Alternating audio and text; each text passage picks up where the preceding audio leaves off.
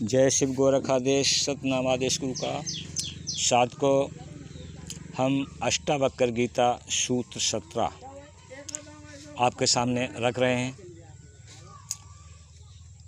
दृष्टो यनात्म विक्षेपो निरोधम कुरते त्वशो उदारस्त न विक्षिप्तः साध्य भाव करोति किम।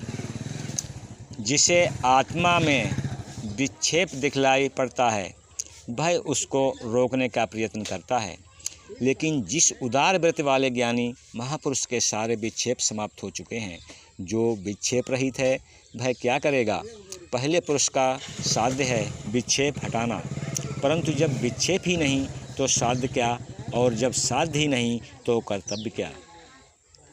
हर एक जीव के अंदर जो चेतना है वही उसकी आत्मा है।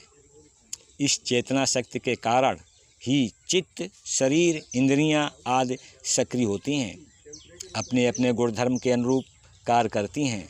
यही चेतना शक्ति आत्मा है, यही ब्रह्म है, यही ईश्वर है, भगवान और परमात्मा है।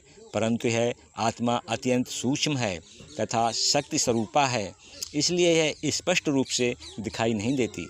मन में वासनाएं होती हैं जिसके द्वारा विभिन्न प्रकार की तरंगें उठती हैं। इन चित्त में उठने वाली तरंगों के कारण ही आत्मा का बोध प्रत्यक्ष रूप से नहीं होता। मन में अनेकों प्रकार की बुराइयां हैं जिनके कारण आत्मा का चेहरा स्पष्ट रूप से नहीं दिखता है। योग का सिद्धांत है कि अगर इन चित्त की वृत्तियों पर नियंत्रण कर लिया जाए तो आत्म अनुभूति हो सकती है। अतः योगी आत्मज्ञान के निमित्त पर नियंत्रण करते हैं। यह नियंत्रण साधना है, अवस्था है। महर्षि अष्टावक्र जी कहते हैं कि चित्त पर नियंत्रण तभी किया जा सकता है जब आत्मा में विक्षेप दिखलाई दे। परंतु जिस पुरुष को आत्मज्ञान उपलब्ध हो चुका है उसका चित्त शांत और शोक रहित हो गया है, जिसमें साध्य अर्थात मन का अभाव हो गया है, वह भला क्या करे। कहने का आशय है कि आत्मज्ञान की अवस्था में सिर्फ आत्मा ही बच जाती है।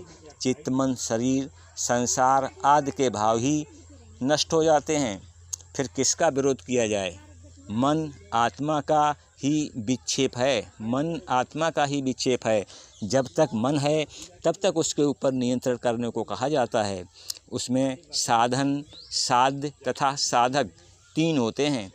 ज्ञान प्राप्त हो जाने पर यदि चित्त न हो तो साधना व्यर्थ हो जाती है। जय शिव गोरखादेश सतनामादेश गुरु का। तो साधको इस सूत्र में स्पष्ट किया गया है कि साधक, साध्य और साधना, ठीक है, इसमें 3 होते हैं एक साथ। जब ज्ञान प्राप्त हो जाने पर ये चित्त न हो तो साधना व्यर्थ हो जाती है।